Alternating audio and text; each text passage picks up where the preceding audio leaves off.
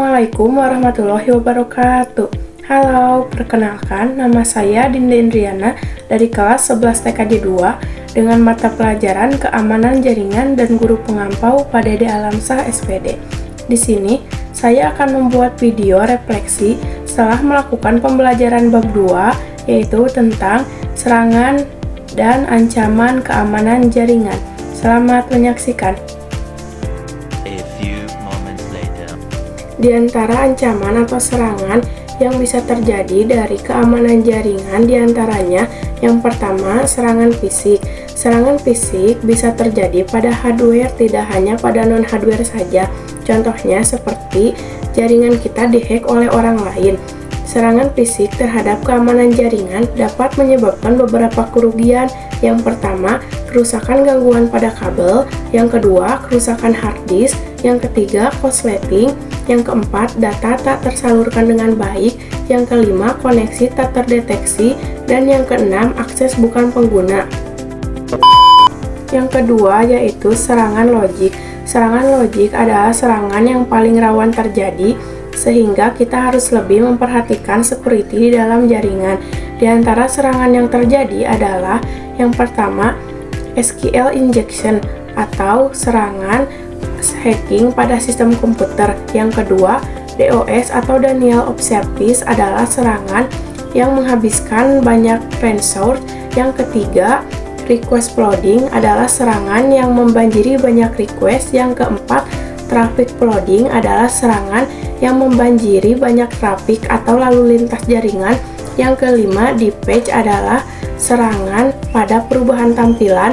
Yang keenam, social engineering adalah serangan pada sisi sosial. Yang ketujuh, paket sniper adalah serangan yang menangkap paket yang lewat. Dan yang kedelapan, malicious code adalah serangan yang menggunakan kode berbahaya. Yang ketiga, peralatan pemantau dari ancaman dan serangan. Peralatan pemantau atau monitoring deepage adalah suatu tools atau software dari para admin jaringan untuk memonitoring atau memantau jaringannya apakah ada serangan atau tidak. Contoh software pemandu.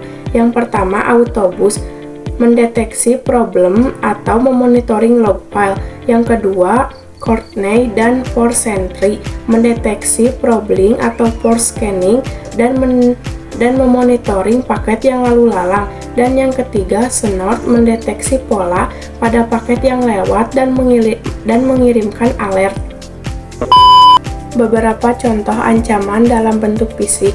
Yang pertama, pencurian perangkat. Yang kedua, kerusakan perangkat keras. Yang ketiga, kerusakan kabel. Yang keempat, kerusakan akibat bencana alam. Yang kelima, kegagalan sumber daya. Yang keenam, kegagalan perangkat jaringan. Dan yang ketujuh, instalasi yang buruk. Identifikasi ancaman jaringan. Yang pertama, pemutusan kabel jaringan, termasuk ke dalam fisik. Dampaknya, koneksi jaringan terputus. Analoginya, pemutusan kabel seperti memutuskan sambungan telepon atau internet sehingga komunikasi tidak dapat lagi terhubung. Yang kedua, virus komputer, termasuk ke dalam logik. Dampaknya, data dan file rusak atau hilang. Analoginya, menyusup ke dalam program atau sistem komputer, bisa juga menyalin dirinya ke file lain atau program lain. Ketika ada studi kasus, seorang siswa mengunduh file game besar saat jam pembelajaran menggunakan jaringan sekolah. Akibatnya, jaringan sekolah menjadi lambat. Jenis serangannya termasuk DOS atau Denial of Service. Dampaknya mengganggu proses pembelajaran dan juga bisa menyebabkan virus ke jaringan sekolah. Solusinya yaitu memberikan peringatan kepada siswa yang menyalahgunakan jaringan. Dua contoh peralatan pemantau.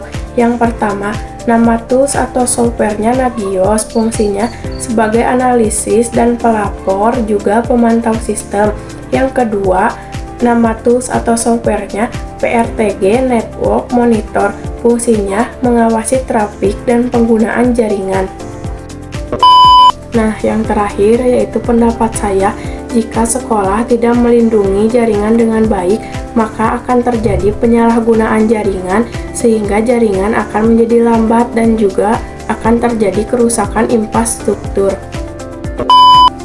Pesan dari materi, ancaman dan serangan keamanan jaringan adalah bahwa keamanan jaringan memerlukan pendekatan berlapis secara adaptif dan melibatkan penguatan teknis seperti firewall dan pembaruan sistem. Terima kasih telah menonton. Cukup sekian dari saya. Sampai jumpa di video selanjutnya. Wabillahi taufiq wal hidayah. Wassalamualaikum warahmatullahi wabarakatuh. Dadah guys.